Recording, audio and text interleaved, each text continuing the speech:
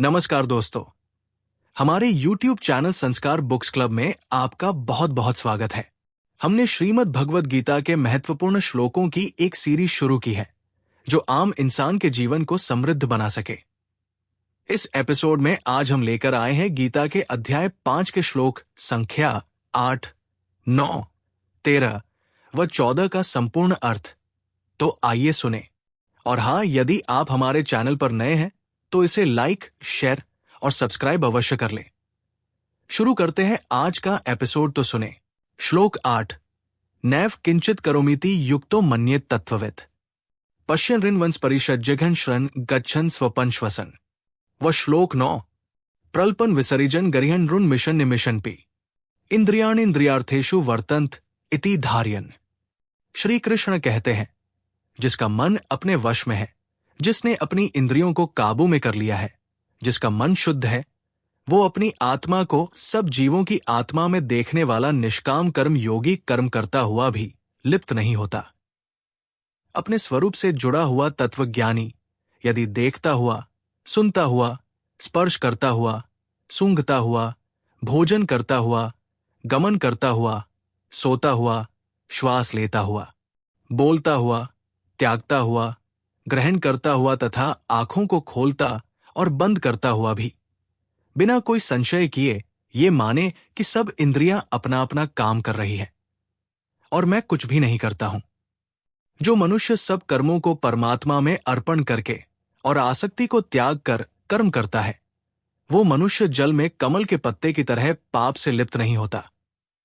कर्मयोगी कर्मों के फल का त्याग करके परम शांति को प्राप्त करता है और सकाम कर्म करने वाला मनुष्य इच्छा और फल की कामना में आसक्त होकर बंध जाता है। अर्थ: इस श्लोक में भगवान कहते हैं कि मनुष्य अपने मन के वश में हो जाता है और वही करने लगता है जो मन कहता है, चाहे वो सही हो या गलत। इस तरह मन की बातें मानते मानते वो मन का गुलाम बन जाता है। योगी तो वो होता है जो मन की ना सुने बल्कि उसकी सुने जो विवेक और बुद्धि से आते हैं और वही कर्म करे। ये भटकता हुआ मन ही तो मनुष्य को बांध रहा है। इसलिए मन से कंट्रोल नहीं होना है बल्कि मन को कंट्रोल करना चाहिए। जब मनुष्य अपने मन को वश में कर लेता है तो उसकी सभी इंद्रियां अपने आप उसके वश में आ जाती है। जब इंद्रियां वश में हो जाती है तो मनुष्य की भावना शुद्ध हो जाती है। जब मनुष्य की कोई इच्छा या वासना, दौलत, शोहरत, किसी शरीर को भोगने की इच्छा की ओर जाती है तो वो खुद को अशुद्ध कर लेता है। दया, हमदर्दी, समर्पण, प्रार्थना वो भाव है जो मन को शुद्ध करते हैं। जब मन साफ हो जाता है तो बाहर भी सिर्फ अच्छा ही दिखने लगती है। ऐसा मनुष्य सब जीवों में उस पवित्र आत्मा को देखने लगता है। वो समझ जाता है कि वो जीव भी उस परम आत्मा का ही अंश है, इसलिए उससे पाप कर्म होने बंद हो जाते हैं। अपने स्वरूप को समझने वाला तत्वज्ञानी का मतलब है जिसने उस एक तत्व परम आत्मा के तत्व को समझ लिया है और उससे जुड़ गया है। जो ये समझ गया है कि वो एक ही तत्व है जो उसके अंदर भी है और बाहर भी। पूरा ब्रह्मांड, सृष्टि, प्रकृति, प्रकृति के पांचों तत्व उसी से आए हैं। ऐसा मनुष्य उस एक तत्व जो सभी चीजों का आधार है मान लेता है कि उसके अंदर और बाहर हर जगह वो ही तो है। ऐसा मनुष्य हर जगह एक यानी एकता देखने लगता है। उसके मन से भेदभाव का भाव ही खत्म हो जाता है। भेदभाव तो वहां होता है जहां एक सेज ज्यादा चीजें मौजूद हों, लेकिन ऐसा मनुष्य हर जगह उस एक तत्व को ही देखने लगता है। इसलिए जब उसकी इंद्रियां देखती है, सुनती है आदि, तो वो खुद को देखने वाला, सुनने वाला माध्यम मानता है। ये नहीं मानता कि मैं सुन रहा हूं, देख रहा हूं। ये सब देखते सुनते हुए भी उस पर कोई प्रभाव नहीं पड़ता। ये जान लेता है कि इंद्रियां अपना काम कर रही है, वो खुद कुछ नहीं कर रहा। इस तरह उसका कर्ता भाव खत्म हो जाता है, जिस कारण कर्म फल नहीं बनता और ऐसी अवस्था ही मुक्ति की अवस्था कहलाती है। जैसे कमल कीचड़ में खिलता है लेकिन उसके नीचे के कीचड़ का असर कमल पर नहीं होता, वो तो कीचड़ से उठकर अपनी पूरी सुंदरता के साथ खिला रहता है। यहां कीचड़ का मतलब है पाप कर्म और कमल का मतलब है मनुष्य। इसी तरह जब मनुष्य निष्काम कर्म में लग जाता है तो पाप उसे छू भी नहीं सकते, क्योंकि वो तो पाप पुण्य हानि लाभ से ही ऊपर उठ जाता है।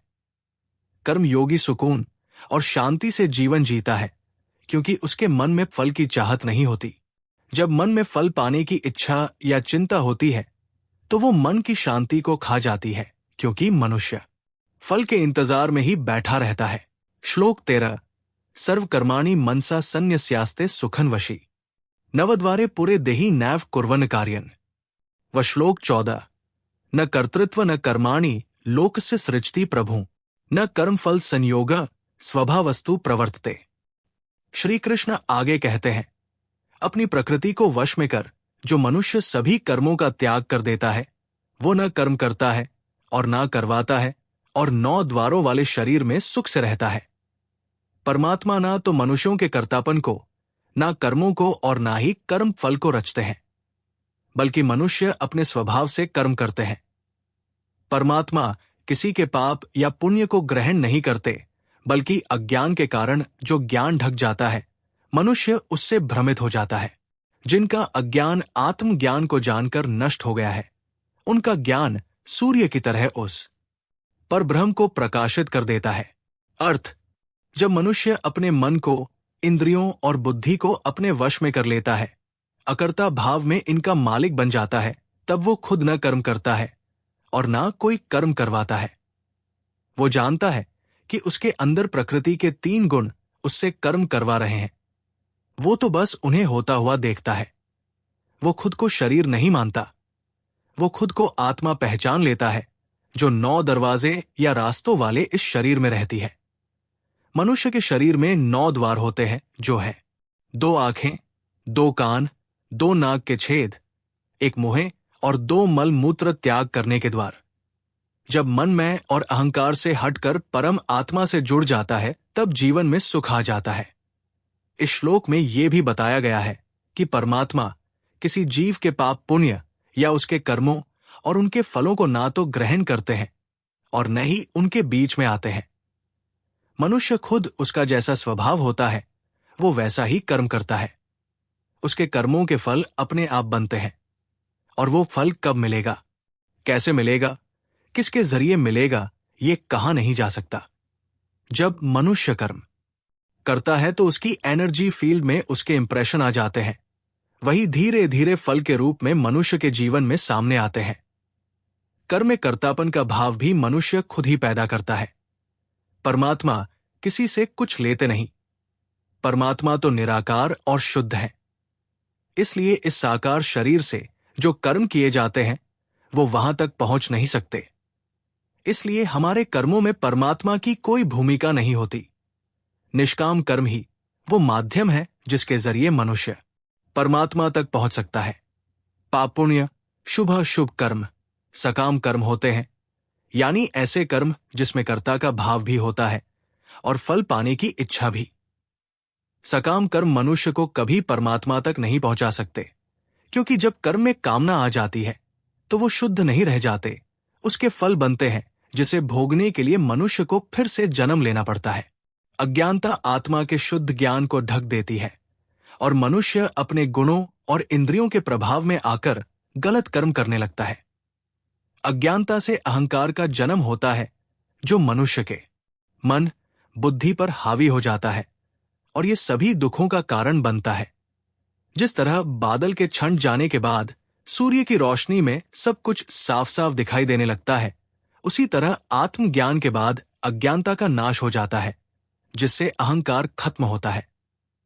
ज्ञान का मतलब है खुद के असली स्वरूप को जानना कि मैं मनुष्य नहीं बल्कि आत्मा हूं। ज्ञान बाहर से नहीं आता, बल्कि वो तो पहले से ही मनुष्य के अंदर होता है। जरूरत है उसे याद और अनुभव करने की, जिसे शरीर धारण करने के बाद आत्मा भूल जाती है। आत्मज्ञान का मतलब है जो मनुष्य यह भूल गया था उसे याद आ जाना। ज्ञान हो जाने के बाद जीवन जीने का तरीका ही बदल जाता है, क्योंकि जब मनुष्य अपनी आत्मा के साथ जुड़ जाता है तो वो उसकी आवाज सुनने लगता है, जो पहले से उसके मन में चल रही थी, जिसे शोर के कारण वो सुन नहीं पा रहा था। ये आवाज उसे सही रास्ता दिखाती है, सही कर्म करने के लिए प्रेरित करती है, जिससे उसके पाप कर्म कम होने लगते हैं और वो शुद्धि और मुक्ति की ओर बढ़ने लगता है।